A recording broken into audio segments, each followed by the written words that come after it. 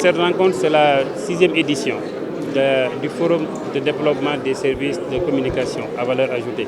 C'est une initiative qui a été lancée par l'ARTP en 2013.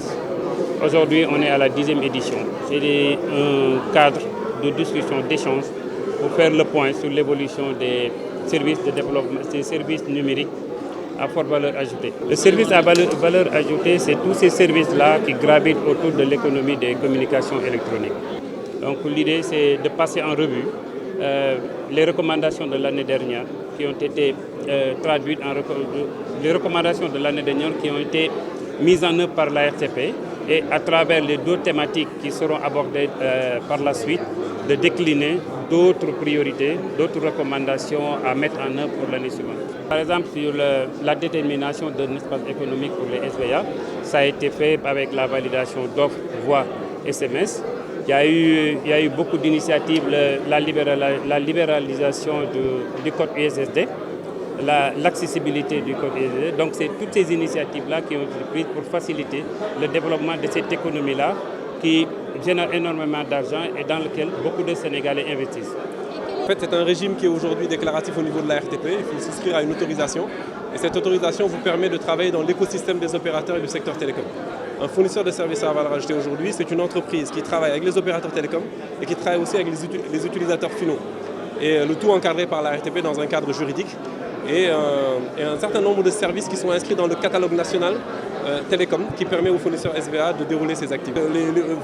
Vous en avez de toutes sortes. Aujourd'hui, vous avez au niveau de la salle, vous avez l'Africa Mobile qui est un fournisseur d'activité aujourd'hui, un fournisseur de SVA qui est le premier agrégateur. Ça veut dire qu'il réunit des services qui sont dédiés offerts par les opérateurs télécoms et qui l'offre à d'autres fournisseurs qui n'ont pas la plateforme technique nécessaire. Vous avez Aristark, qui est une société aujourd'hui dans l'intelligence artificielle. Vous avez Solid et plein d'autres que je ne pourrais pas citer. On est au nombre de 400 aujourd'hui inscrits officiellement dans le catalogue de la RTP. Sur l'intervention qu'on va développer tout à l'heure dans les panels, en fait, on avait fait axer sur 3 sujets. Le premier sujet, c'est la régulation technique. On a dit en amont, ça fait une vingtaine d'années qu'on assiste à une régulation juridique et économique qui est très appréciée. La régulation juridique nous donne un statut aujourd'hui qui nous permet de travailler. Nous donne la régulation économique, nous inscrit des services dans des catalogues que nous sommes prêts à déployer.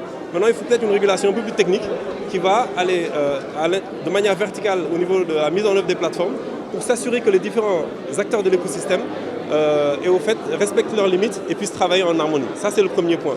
Le second point sur la connectivité, ça s'adresse à la population. Tous les services qu'on pourra déployer, si on n'a pas de connexion Internet pour y arriver, écoutez, on n'arrivera pas à les fournir. Si la connexion Internet est trop chère, si elle n'est pas accessible, on ne pourra pas déployer des services que les gens vont consommer.